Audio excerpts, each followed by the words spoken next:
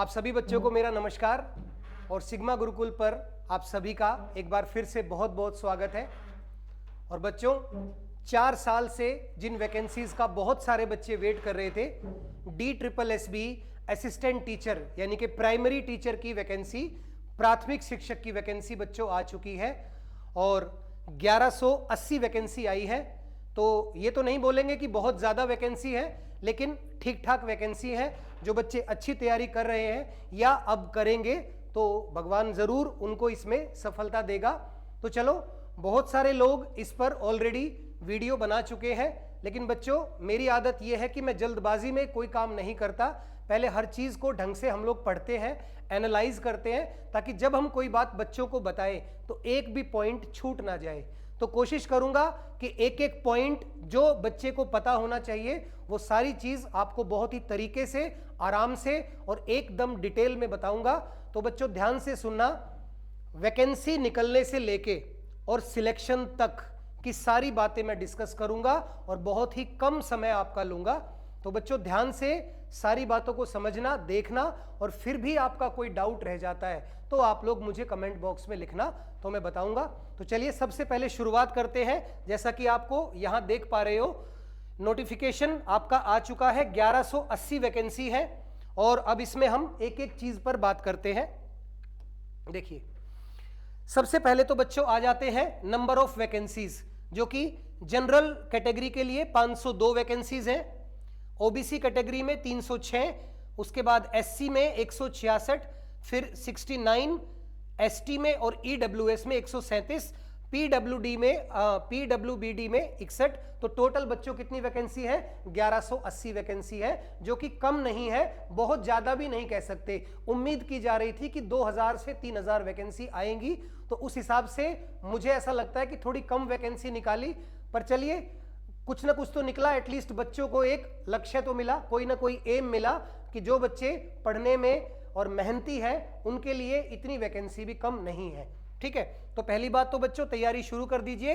देखिए, 17 सितंबर से आप फॉर्म भरना शुरू कर सकते हैं। इस डेट को याद कर लेना, 17 सितंबर। ठीक है, 17 सितंबर से आपका फॉर्म भरना शुरू हो जाएगा। और 17 सितंबर को भारत देश के प्रधानमंत्री नरेंद्र मोदी जी का जन्मदिन भी होता है, तो उस दिन से आप फॉर्म भरना शुरू कर सकते हैं। और 16 अक्टूबर बच्चों लास्ट डेट है। ठीक है, 16 अक्टूबर हमारी लास्ट डेट है। और याद रखना, 16 अक्टूबर को वर्ल्ड फूड डे भी मनाया जाता है। वर्ल्ड फूड डे 16 अक्टूबर को। ठीक है, तो ये तो डेट की बात हो गई। अब डेट के बाद आगे बढ़ते हैं। अब बहुत लोगों ने क्या किया कि जब बच्चों को इस वैकेंसी के बारे में समझाया तो उन्होंने पूरा नोटिफिकेशन खोला और ऊपर ऊपर चलते गए और एक आधे पॉइंट पर बात करते रहे। ऐसे समझ में नहीं आता, मैं हर चीज आपको लिख के समझाता हूं। मुश्किल से 10 पॉइंट होंगे जो आपके काम के हैं, पर वो 10 पॉइंट अगर हम लिख के देख लेंगे तो वो हमारे दिमाग में फिट हो जाएंगे, क्योंकि पूरा 22 पेज का नोटिफिकेशन खोल के line to line, word to word कोई बच्चा नहीं पढ़ पाता, इतना टाइम भी नहीं होता। तो उसमें से जो खास बातें हैं वो आपको निकाल के मैं बताता हूं।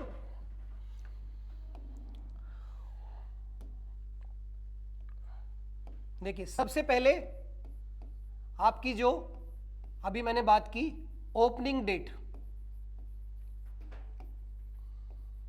यानी फॉर्म भरना आप लोग 17 तारीख से शुरू कर सकते हैं। ये हो गई हमारी ओपनिंग डेट। और क्लोजिंग डेट यानी कि लास्ट आप किस डेट तक फॉर्म भर सकते हो, तो ये है हमारी 16 अक्टूबर। ठीक है, 16 अक्टूबर 2025। उसके बाद दूसरी बात जो आपको पता होनी चाहिए, नंबर ऑफ वैकेंसीज अभी हमने जिक्र किया। ये सारे पॉइंट आप नोट भी कर लेना। नंबर ऑफ वैकेंसीज है 1180। ठीक है, फिर तीसरी चीज जो आपको अच्छे से मालूम होनी चाहिए, इसमें बहुत बच्चों को कंफ्यूजन है, तो इसको जरा ध्यान से देखना। एलिजिबिलिटी, ठीक है, सिर्फ और सिर्फ जो बच्चों ने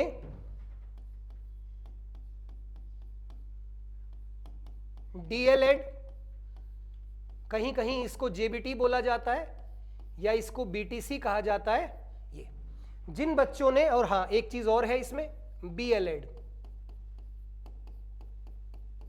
देखिए, तो यानी कि 4 तरीके के बच्चे इस फॉर्म को भर सकते हैं। या तो आपने डीएलएड किया हुआ हो, डिप्लोमा इन एलिमेंट्री एजुकेशन, या फिर आपने जेबीटी किया हुआ हो, बीटीसी या बीएलएड। ठीक है, ये 4 कोर्सेज हैं जो कि चारों के चारों 2 इयर्स के डिप्लोमा होते हैं।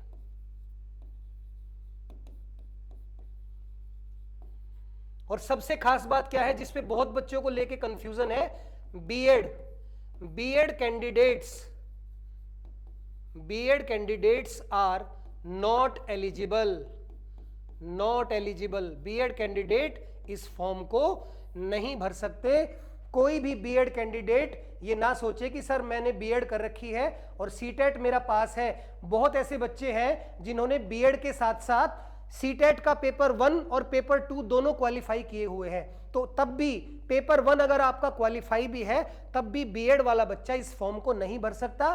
केवल इसकी एलिजिबिलिटी क्या है, आप 12th पास होने चाहिए और आपके मार्क्स होने चाहिए 50% या 45%। दूसरी एलिजिबिलिटी है जो ऊपर मैंने डिप्लोमा लिखा, 2 साल का डिप्लोमा। देखिए, BEd is a degree. BEd क्या है? एक डिग्री है, और डिग्री इसमें वैलिड बिल्कुल भी नहीं है, इसमें डिप्लोमा वैलिड है। तो diploma plus CTET level 1 qualify, ये 3 मेन एलिजिबिलिटी है। किसी के मन में भी कंफ्यूजन हो बीएड को लेकर तो बीएड वाला बच्चा ये फॉर्म नहीं भर सकता। आप 12th पास होने चाहिए विद 50% और 45% मार्क्स। उसके बाद आपके पास 2 साल का टीचर ट्रेनिंग का डिप्लोमा होना चाहिए। आपका CTET central teacher eligibility test paper 1 qualify होना चाहिए, और साथ में आपने सेकेंडरी लेवल पर यानी कि 10th क्लास के लेवल पर या तो आपने हिंदी पढ़ी हो या इंग्लिश या उर्दू या फिर पंजाबी, इन 4 में से कोई एक लैंग्वेज आपने 10वीं 10th लेवल पर अगर आपने पढ़ी है तो आप इस फॉर्म को भर सकते हो। इस पॉइंट पे मैंने ज्यादा जोर इसलिए दिया क्योंकि बीएड वाले बहुत सारे बच्चों के मैसेज और कॉल आते हैं कि अगर हमारा सीटेट पेपर 1 क्वालिफाइड है तो हम इस फॉर्म को क्यों नहीं भर सकते। तो देखिए, क्यों का जवाब तो DSSS भी देगा क्योंकि उन्होंने नोटिफिकेशन निकाला है, और बीएड वाले बच्चे इस बार पीआरटी का फॉर्म नहीं भर पाएंगे। तो आप किसी भी फॉल्स प्रॉमिस में या किसी भी वहम में ना रहें कि फॉर्म भर देंगे और क्या पता आगे जाके मान्यता मिल जाए। साफ साफ वहां पर लिख दिया गया है बीएड कैंडिडेट्स नॉट एलिजिबल। ठीक है, ये बात हो गई एलिजिबिलिटी की। एलिजिबिलिटी के बाद आते हैं अगला पॉइंट जो आपको पता होना चाहिए, एज। तो आपकी एज की जो कैलकुलेशन होगी, सबसे पहले तो एज आपकी 30 ईयर से ज्यादा नहीं होनी चाहिए अगर आप जनरल कैंडिडेट हैं। 33 ईयर्स तक चलेगी अगर आपके पास ओबीसी सर्टिफिकेट है, और 35 तक चलेगी एससी और एसटी। बाकी ईडब्ल्यूएस के लिए कोई एज रिलैक्सेशन नहीं है, ईडब्ल्यूएस वाले भी 30 साल ही उनकी एज क्राइटेरिया है। ठीक है, एज रिलैक्सेशन ओबीसी इसमें, और फिर जो फिजिकली हैंडीकैप में आते हैं उनके लिए 10 साल का एज रिलैक्सेशन होता है। तो मेन ये हो गया आपका एज क्राइटेरिया। और आपकी एज जो कैलकुलेट होगी वो 16/10 यानी फॉर्म भरने की जो लास्ट डेट है, इससे पहले आपकी उम्र 30 साल क्रॉस नहीं होनी चाहिए। यानी अगर आप 15 अक्टूबर 2025 को 30 साल से ज्यादा के हो चुके हैं तो फिर आप इस फॉर्म को नहीं भर पाएंगे। आपकी उम्र 16 अक्टूबर से पहले 30 साल से कम होनी चाहिए, या पूरी 30 साल होगी तब भी चलेगा। ठीक है, तो एज की जो कैलकुलेशन होगी वो 16 अक्टूबर, ये लास्ट डेट है एज कैलकुलेशन की। उसके बाद नेक्स्ट देखते हैं एग्जाम पैटर्न। एग्जाम पैटर्न वही है, लेकिन इस बार एग्जाम पैटर्न में एक बहुत बड़ा चेंज किया गया है। देखिए, पहले भी एग्जाम 200 नंबर का होता था, अभी भी 200 नंबर का पेपर होगा, और उसको 2 सेक्शन में बांटा गया है, पार्ट 1 और पार्ट 2। पार्ट 2 जिसको हम बोलते हैं सब्जेक्ट स्पेसिफिक,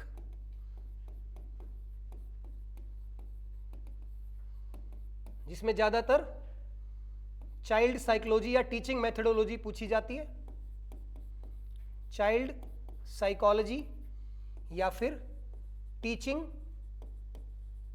मेथडोलॉजी। ठीक है, और पार्ट 1 में आप सभी को मालूम है 20-20 नंबर के 5 सेक्शन आते हैं इसमें, जिसमें कि आपकी 2 लैंग्वेज, इंग्लिश, हिंदी, उसके बाद क्वांटिटेटिव एप्टीट्यूड या नॉर्मली हम इसको मैथ्स का सेक्शन, रीजनिंग और आपका जनरल अवेयरनेस या जीएस, जनरल स्टडीज। ठीक है, अब से पहले क्या होता था बच्चों कि आपको दोनों सेक्शन में, ध्यान से सुनना मेरी बात को, आपको दोनों सेक्शन में अलग अलग पास होना पड़ता था।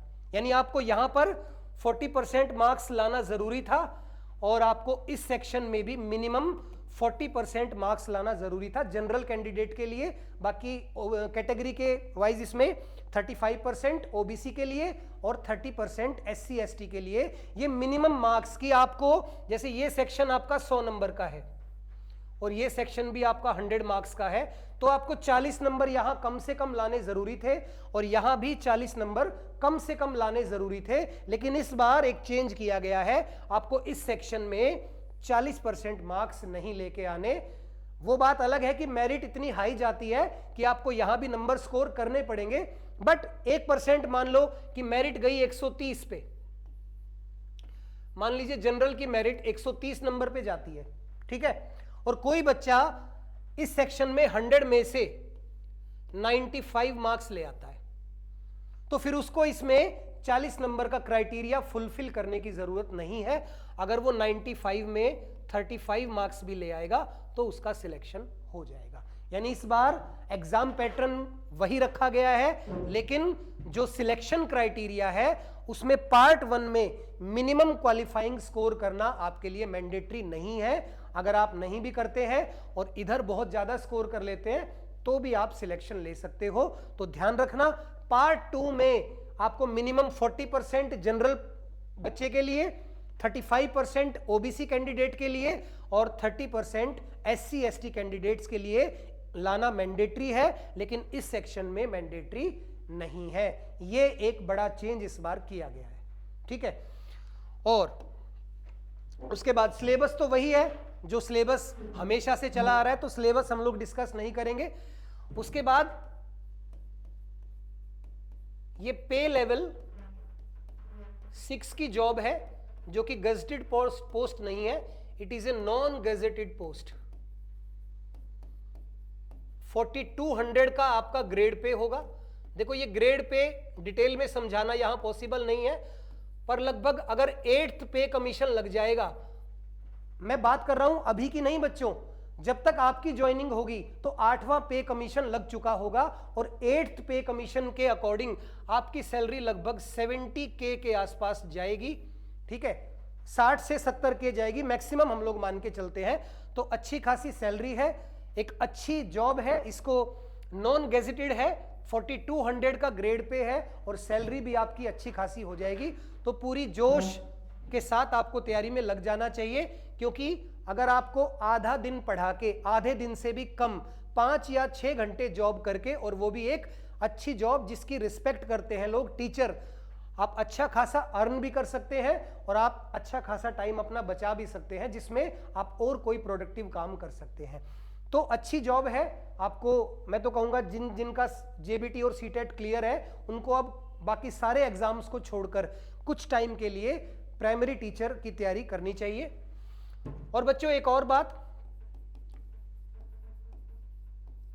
एग्जाम सेंटर पे 2 पॉइंट अच्छे से याद रखना। पहला पॉइंट, एग्जाम सेंटर पे आपको हाफ स्लीव्स, देखिए अभी एग्जाम बहुत दूर है लेकिन फिर भी कई बच्चे इस पॉइंट को नहीं पढ़ते और वो तैयारी में इतने ज्यादा मगन हो जाते हैं कि लास्ट वाले दिन जाके एग्जाम हॉल के बाहर जाके, इनफैक्ट एग्जाम हॉल के अंदर जाके उनको पता लगता है कि मैं तो फुल स्लीव्स की शर्ट पहन के आ गया हूं। फिर किसी को शर्ट निकाल के बैठना पड़ता है, किसी की शर्ट, कोई अपनी शर्ट को काट देता है और वो बड़ा पेनफुल होता है, ठीक है। कोई तो अपनी फेवरेट शर्ट पहन के जाता है कि एग्जाम देने जा रहा हूं, चलो अपनी फेवरेट शर्ट पहन के चलता हूं। तो भाई ध्यान रखना, जब एग्जाम देने जाओगे तो हाफ स्लीव्स शर्ट या टी शर्ट ही प्रेफरेबल होगी। और दूसरी बड़ी काम की बात, shoes not allowed. Exam hall में आप जूते पहन के नहीं जा सकते। तो क्या अलाउड है? आप स्लीपर्स पहन सकते हैं, आप सैंडल्स पहन सकते हैं, लेकिन आप शूज नहीं पहन सकते, क्योंकि चीटिंग को रोकने के लिए हर डिपार्टमेंट जितनी कोशिश कर सकता है वो करता है, ठीक है। फिर भी कुछ लोग नहीं मानते, एग्जाम कैंसिल करा देते हैं, पेपर लीक करा देते हैं। बट हमें नेगेटिविटी को छोड़ के आज से ही, अभी से ही अपनी तैयारी पे लग जाना है बच्चों। और अगर आप लोग हमारे साथ जुड़ के तैयारी करना चाहते हैं, अगर आप लोग हमारे साथ जुड़ के तैयारी करना चाहते हैं, अपने बारे में मैं बता दूं, सिग्मा गुरुकुल ने, अगर मैं बात करूं सिर्फ DSSB और KVS, तो लगभग 500 प्लस टीचर्स लास्ट 5 इयर्स में हमारे यहां से लग चुके हैं। और बच्चों इनका पूरा डेटा हमारे पास है, ऐसा नहीं है कि मैंने ऐसे ही 500 बच्चे लिख दिया। एक एक बच्चा जो जहां पोस्टेड है वो बच्चा आज भी हमारे से कनेक्टेड है। और जब हम क्लास लेते हैं ऑफलाइन तो कई बार हमारे बच्चे जो सिलेक्टेड बच्चे हैं वो बच्चों से मिलने भी आते हैं, उनको गाइड करते हैं कि किस तरीके से आपको अपना शेड्यूल मेंटेन करना चाहिए, किस तरीके से आपको तैयारी करनी है और क्या चीजें आपको करनी है और क्या चीजें आपको नहीं करनी है, ठीक है। तो ये हमारा रिकॉर्ड है पिछले 5 साल का। लगभग 500 प्लस हमारे बच्चे DSSB और KVS में अलग अलग पोस्ट पर, अलग अलग जगह पर लग चुके हैं। तो काफी अच्छा रिजल्ट हमने दिया है। जब भी हमारे यहाँ टीचिंग के बच्चे या कोई भी बैच बनता है तो जरूर अच्छे सिलेक्शन होते हैं और एक अच्छा रिजल्ट बच्चे देते हैं। इसमें सबका कंबाइन एफर्ट रहता है। तो अगर आप हमारे साथ जुड़ के तैयारी करना चाहते हैं तो बच्चों हम 15 सितंबर यानी फॉर्म भरने से 2 दिन पहले ही 15 सितंबर से हम अपना ऑफलाइन बैच शुरू कर रहे हैं, ऑफलाइन बैच, ठीक है। स्क्रीन पे या नीचे डिस्क्रिप्शन में आपको हमारे जो कॉन्टेक्ट नंबर है वो मिल जाएंगे, उस पे आप लोग कनेक्ट कर सकते हो। अगर आपको हमारे साथ जुड़ के तैयारी करनी है तो यू आर मोस्ट वेलकम। और ये ऑफलाइन बैच है, बहुत जल्दी हम एक ऑनलाइन बैच भी लेकर आएंगे। आजकल ऑनलाइन का बड़ा ट्रेंड है, तो चलो हमने सोचा क्यों ना ऑनलाइन भी एक बैच स्टार्ट किया जाए। तो इसको भी हम लोग बहुत जल्दी शुरू करेंगे और ऑफलाइन बैच तो 15 सितंबर से स्टार्ट होने जा रहा है। तो बच्चों जिनको भी जो तैयारी को लेके सीरियस है और नौकरी लेना ही उनका एकमात्र लक्ष्य है तो वो हमारे पास जरूर आए। उस लक्ष्य को पूरा करने में हम भी अपनी पूरी जान लगाएंगे और आप लोग भी लगाना। Team work makes the dream work, ये हमारा टैगलाइन रहता है हमेशा ही कि मिलके काम होता है। अकेला टीचर कुछ नहीं कर सकता, अकेला बच्चा भी कुछ नहीं कर सकता, सबका कंबाइन एफर्ट होता है। तो बच्चों उम्मीद है कि आपको PRT के बारे में जो जानकारी आपके लिए जरूरी थी वो मिल गई होगी।